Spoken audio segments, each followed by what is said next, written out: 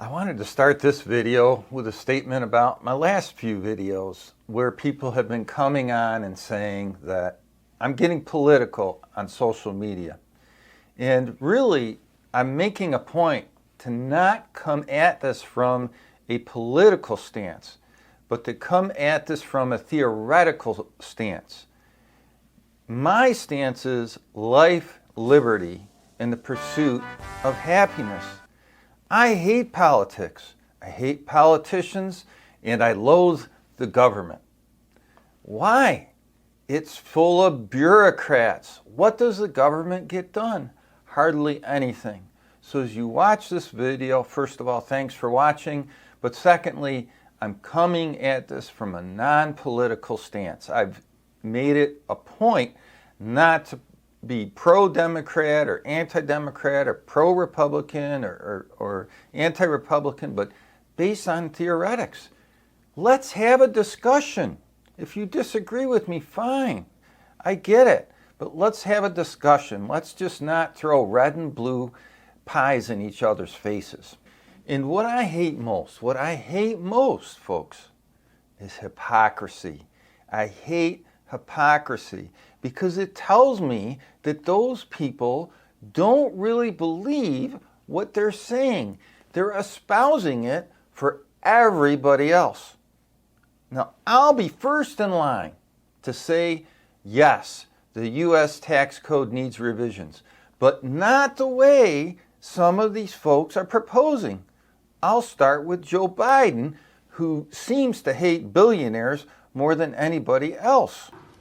You know, there are 1,000 billionaires in America. You know what the average federal tax is for those billionaires? No.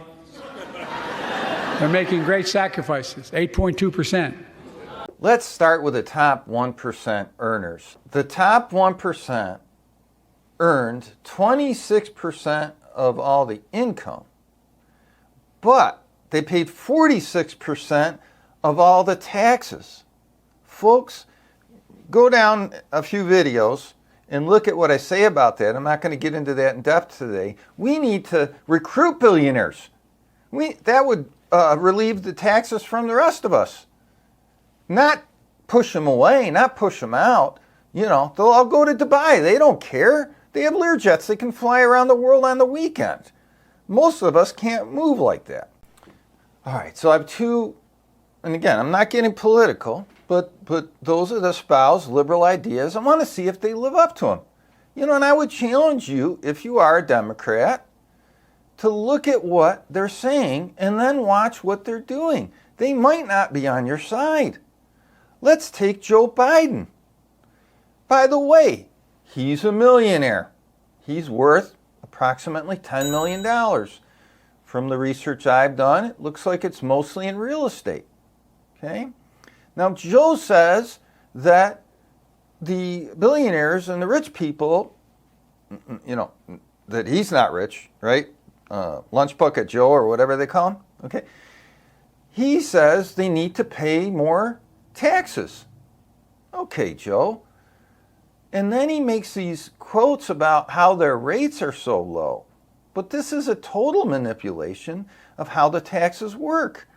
I'm going to explain that in a minute. But here's my real question is, Joe, you've been in government 50 years. Why are you waiting till now to try and change the tax code? Why didn't you change it before? So you have to understand what Joe is quoting when he says that high income earners, billionaires, are paying about an 8% tax rate. Because that is a true statement, but very little of that is true because it's totally out of context. Here's why. A lot of people are employees and they earn W-2 income, which is under the U.S. tax code. And again, the bureaucrats, right? 20,000 pages of tax code. Are you getting all this? It's all hypocrisy. 20,000 pages of tax codes. And if you're a W-2 employee, you pay ordinary income taxes on that income. Okay? Well, most billionaires aren't employees, they're business owners, and most billionaires own a ton of stock. And stock gains are taxed totally different than ordinary income. So if you sell a stock outside of a retirement account, you would pay capital gains on the gains on that account. And typically, I'm not going to put up tax diagrams today, but typically that would be at a lower rate than a lot of people paying ordinary income, right? So you have to compare apples to apples. Now, a lot of people might think then, by default, that's not right. Those billionaires get to participate in the system that us W-2 wage earners don't. False, false, false, false. This is what I love about America. Anybody can buy stock. Now you're saying, no, they can't afford it. Oh, I'm going to agree with you, and I'm going to show you why these hypocrites make it that way. Those very ones that you think are your heroes are making it so you can't buy stock. Let's just talk about how you could buy it. So today I looked up we got inflation. The price of a pizza is in Buffalo right now, and I picked out one of Buffalo's favorite pizza spots in South Buffalo. Average large pizzas, cheese and pepperoni's running about $30 a pizza pie. And believe it or not, we don't have minimums here, something I'm very proud of that our business has not enacted like some other national online advertisers. So think about that, $30 for pizza, and when I get young people in here that say they can't afford to invest, I say, hey, how many pizzas do you get a month? And they might say, well, we get one every weekend. I say, can you give up one pizza a month? Yeah, okay, great. Let's put $30, $25 towards your investment plan and get you going. And with that, you can buy stock. Now, I'm not giving investment advice today, but what kind of stock could you buy? Well, of course, there's stocks out there for less than 30, but maybe, and again, this is hypothetical, I'm not advising you to buy it. Look at Procter & Gamble. This would be what would be considered a relatively safe stock, even though stocks are considered aggressive. But if you just look around your home, a lot of the products in your home are Procter & Gamble products, so you, and most likely you know and use them. Their stock price is at $167, right? So you'd have to save 5 or 6 months, but you could participate in that system. You could, and that's what I love about America. So maybe you're thinking Procter & Gamble is still a little rich for your budget. I'm with you. I get it. You're starting out. Maybe you got kids. I know how expensive that is. You started a new family. Like there's hardly any money left. But you could go buy a mutual fund. Again, I'm not telling you to do that. You seek out good professional advice.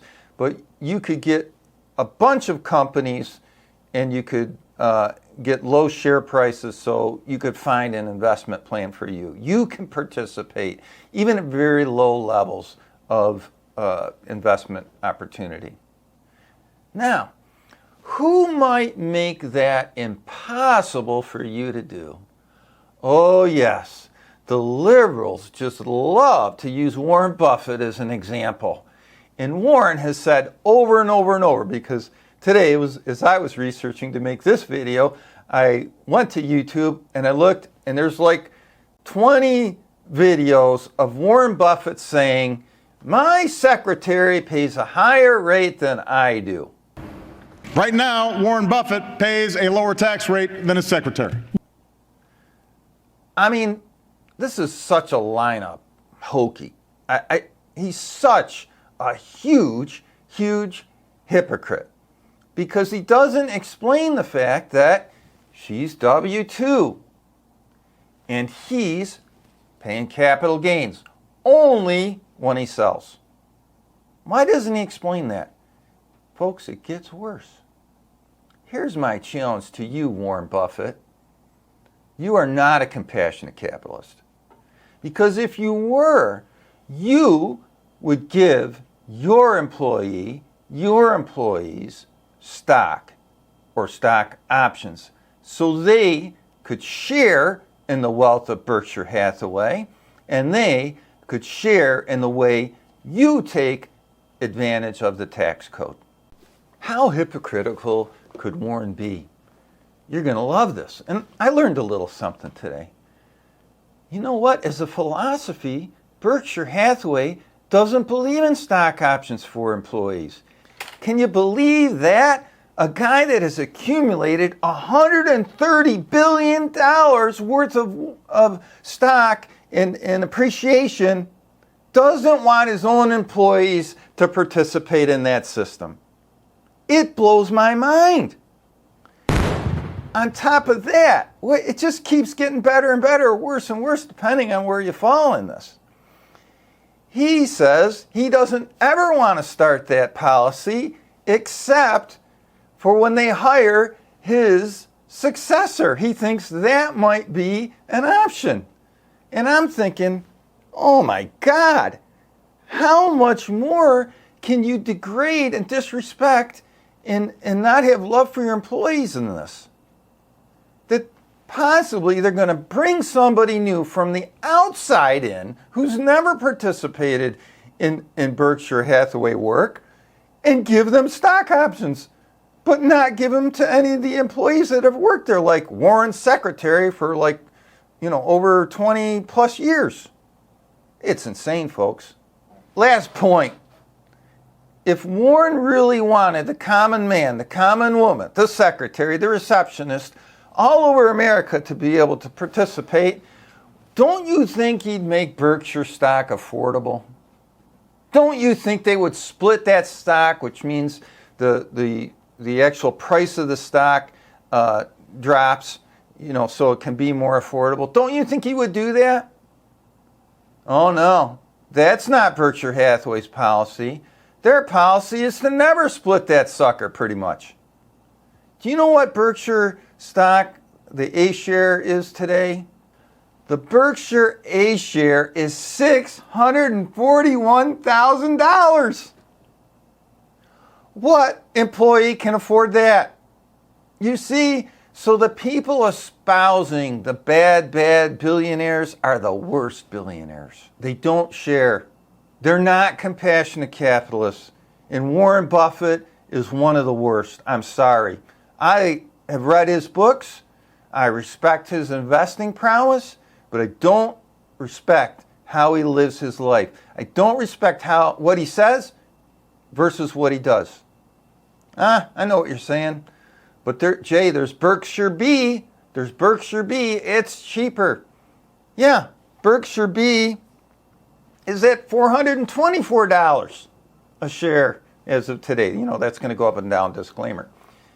That's a lot of pizzas, folks. That's a lot of pizzas to give up to play in the field that Warren Buffett plays in. So that's it for today. I'm sick of the hypocrisy. I'm sick of the smoke and mirrors of the liberals. All I'm asking them is, if you say it, do it. Put your money where your mouth is. Be a compassionate capitalist.